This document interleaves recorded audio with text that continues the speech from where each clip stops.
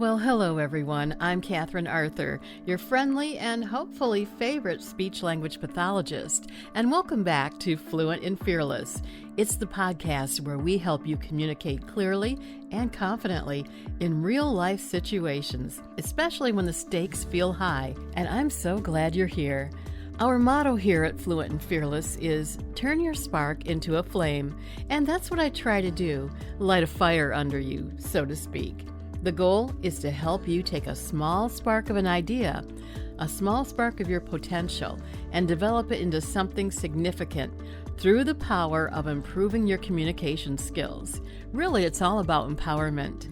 So, what are we talking about today?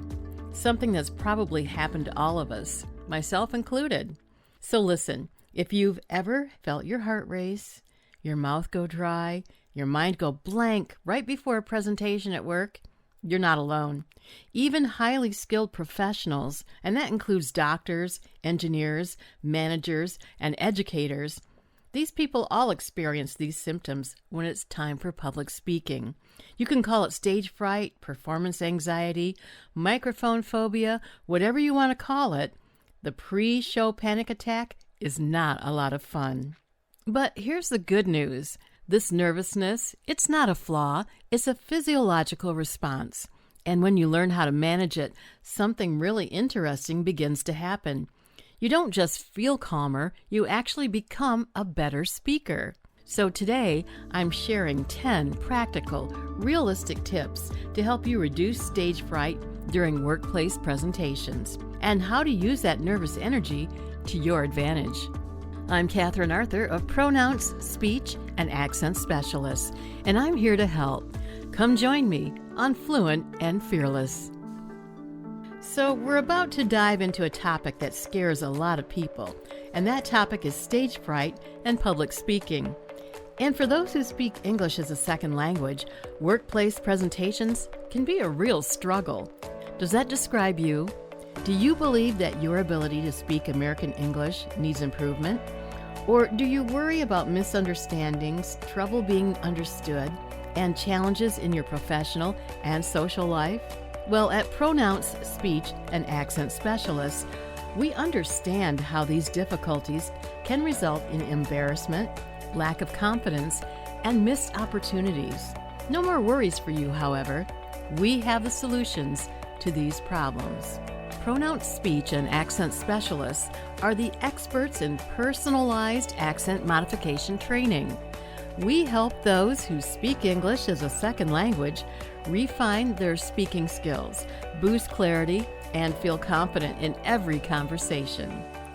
Remember, pronunciation instruction is not about losing your accent. It's about helping you to feel more empowered in every interaction. So if you want to speak American English more naturally and effectively, you can do it. And we can help. We can help your voice to be heard and to be understood while you become more confident. You can get started with me for free. Just go to my website at pronounsspeech.com. That's pronounsspeech.com for all the details. pronounsspeech.com. Visit our website today to learn how you can become fluent and fearless. Get started for free. That's pronounsspeech.com. So, in the last episode of Fluent and Fearless, we talked about how the fear of public speaking is incredibly common. In fact, it's often ranked as the #1 phobia of people around the world. So, if you get all nervous speaking to a group of people, have no fear because you're not alone. Fear of public speaking is a physiological response. What that means is that the more primitive and emotional part of your brain interprets being stared at by a group of people as a threat. Your brain is actually trying to protect you. So you get that adrenaline rush, the fight or flight syndrome kicks in, and you're tempted to start looking for the nearest exit. With all that in mind, when it comes to public speaking, how can we use the logical part of our brain to harness all this nervousness and make it work to our advantage? I have 10 answers to that question. First of all, try to reframe your nervousness as readiness. The nervous feeling that you have before you speak, that's your body preparing you to perform. Increased heart rate, Faster breathing, that means more oxygen to your brain. And slight tension, that means alertness. So instead of thinking, I'm nervous as heck, try saying to yourself, my mind and my body are getting ready to take on this challenge. I've got something important to say, and I'm ready. Professionals who learn to control nervousness don't simply eliminate it, they interpret it differently. And that mental reframing alone can dramatically reduce panic. You become like a racehorse at the starting gate, ready to run the race and ready to win. So how do I calm my nerves before a presentation? Well, one thing that I do is I get to know my audience. If the situation allows and if there's time, I might kind of work the room a little beforehand and chat with a few audience members right before it's time to start. That relaxes me, and it also creates interest among my audience members because they're getting to know me. It's a way to build camaraderie, and it also makes the speaking situation feel less threatening to me. So by the time it's my turn to speak, I'm no longer nervous, I'm ready. So tip number 2 for fighting performance anxiety is to prepare for clarity, not perfection. Many professionals make the mistake of preparing for perfection by memorizing every single word, every slide, every transition. Now, aiming for absolute perfection increases the pressure that you put on yourself. The problem with that is if you make a mistake, no matter how tiny, you're setting yourself up for a self-imposed failure. And you focus on your mistake, not your message, and then you start to lose confidence.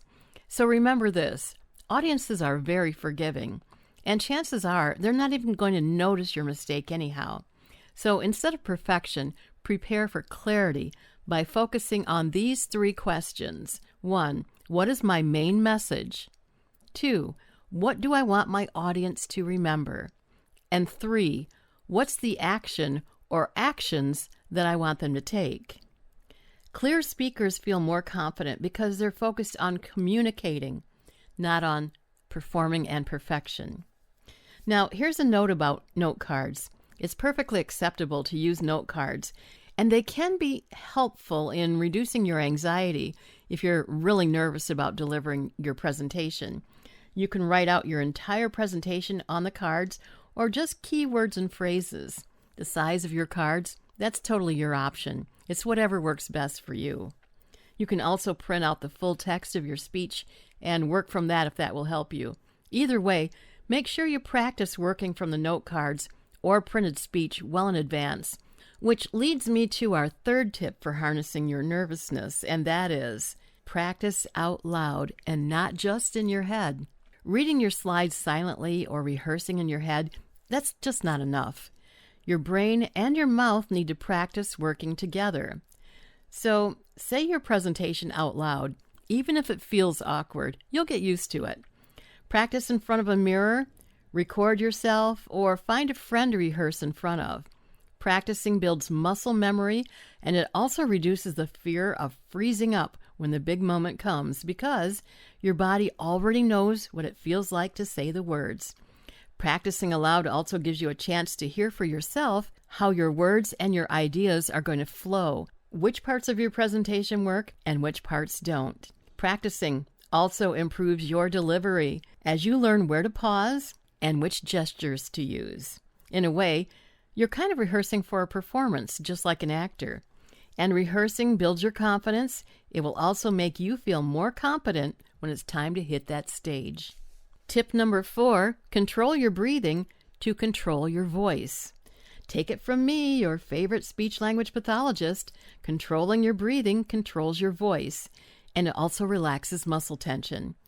Many people hold their breath when they get nervous, so the best piece of advice I can give you is to breathe out. Holding your breath causes tension, and a nice deep breath results in relaxation. Proper breathing also gives our voice some energy. There's quite a few breathing exercises out there, but I'll just give you one simple one for today. So anytime you feel nervous, especially before you give that big presentation, try the 4-4-6-2 method. So what you do is you inhale for a count of 4, hold that breath for a count of 4, Slightly part your lips and exhale through your mouth for a count of 6. And then hold for 2. And then repeat. Try doing 3 or 4 of these breaths. This is going to slow your heart rate and increase your focus. Focused breathing activates your parasympathetic nervous system. That's the body's natural calming mechanism. When your breath slows, your voice becomes steadier, clearer, and more confident. Tip number 5, ground your body before you speak. Stage fright or performance anxiety often shows up in physical symptoms. Your hands shake, your shoulders get tight and stiff, your posture is kind of unnatural. Your whole body is just tense. So before you present, try planting your feet firmly on the ground. Roll your shoulders back a little bit and gently press your toes into the floor. Grounding your body sends a message to your brain that you're stable, you're safe, and you're strong enough to face this challenge. Now, tip number 6 for harnessing nervousness before a presentation: use that nervous energy to add some emphasis. This is something that confident speakers know, that nervous energy can be useful. That extra energy can add vocal variety, it can increase audience engagement, and it can make your message sound more dynamic. So instead of trying to eliminate your nervous energy, try to channel it into intentional pauses, clear articulation, and emphasis on key points in your presentation. Controlling your nervousness can make your speech sound actually more compelling, not less, because you become more energetic. And I guarantee that your audience is going to love that. Tip number 7 for working with your nervousness during a presentation: focus on serving your audience, not on being judged by them. What do I mean by that?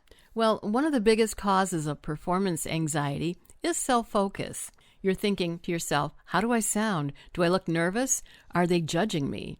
Turn that focus outward. Instead of thinking about yourself, think about your audience and ask yourself, how can I help this audience understand something important today? When your goal is serving your audience, not self-evaluation, your anxiety begins to decrease. Remember, your audience is on your side. They want you to succeed. Tip number 8 for harnessing that nervousness, and I can't stress this one enough: slow down, especially at the beginning of your presentation. A lot of professionals speak way too fast at the beginning of a presentation. Some of it's due to adrenaline. Also, they just want to get the situation over as quickly as possible. But speaking too fast is very distracting to your audience. And unfortunately, they'll start to tune you out. So what do? Well, before you even begin your presentation, make a conscious decision to pause right before you utter that first sentence. Gather your thoughts, gather some confidence, and then speak just a little bit slower than feels natural. Slowing down will give your brain time to organize your thoughts, and it also signals some confidence to your audience. Number 9, normalize your mistakes and keep going. You do not need to give a flawless presentation to be effective. So if you happen to lose your place or misspeak, forget a word or phrase, just take a pause, take a breath, and then continue. Confident speakers are not mistake-free. Take it from me. We're not mistake-free. We're resilient. And audiences respect speakers who recover calmly, far more than people who panic. Remember, we're all human, and we do not expect perfection. And tip number 10, to harness that nervous energy, practice nervousness management on a regular basis. Managing performance anxiety is a skill. It's a skill that has to be learned. It's not a personality trait. The more often you can practice breathing, speak in low-stakes and high-stakes situations, and reflect on what went well during your presentation, the more often you can do these things, the more your nervous system is going to learn that public speaking is not scary, it is actually safe. And over time, controlling this nervousness will turn into confidence for you. And confidence will turn into speech clarity, a stronger presence, and authority, all of which will make you a better speaker. And why does this make you a better speaker? Well, when you learn to control nervousness, you speak more clearly, you think more flexibly, you connect with more authenticity with your audience, and you sound more confident, even if you don't feel like it yet. Confidence isn't the absence of fear, it's the ability to speak in spite of it. So there you have it. Remember this, stage fright or performance anxiety doesn't mean you're bad at public speaking. It means you care about what you say. And with the right tools, that caring can become one of your greatest strengths. So this is Katherine Arthur, and thanks so much for joining me today on Fluent and Fearless. If you found this episode helpful, and why wouldn't you, share it with a friend or a colleague who absolutely dreads giving presentations. And if you've got questions you want me to cover on a future episode, send them my way. I love to hear from you, each and every one of you.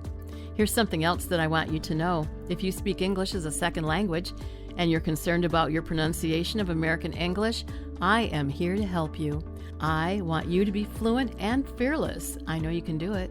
Remember, working on your speech and your pronunciation does not mean that your accent is a problem. It means that you value clear and confident communication. It also means that you're investing in yourself. Remember, your voice matters and your ideas matter. When you're able to share those ideas without hesitation, without worry, without embarrassment, you can focus on what really counts. And what really counts, that's connecting with other people, building relationships, and showing the world who you are as a unique individual. So if you're ready to explore accent modification, here's what you can do. Visit my website at pronouncespeech.com. pronouncespeech.com. There you'll find all the information you're looking for. You can also find out how to book a free assessment with me, Katherine Arthur, at absolutely no cost, no obligation. Our assessments are a low-key and conversational way to learn how you can benefit from accent modification. Again, that website is pronouncespeech.com, pronouncespeech.com. And you can find us on Facebook, LinkedIn, and Instagram too. We are everywhere. So, all right now, get out there, turn that spark into a flame. Katherine Arthur here, your fluent and fearless leader. Thank you so much for listening, and please, please, please join me next time on Fluent and Fearless.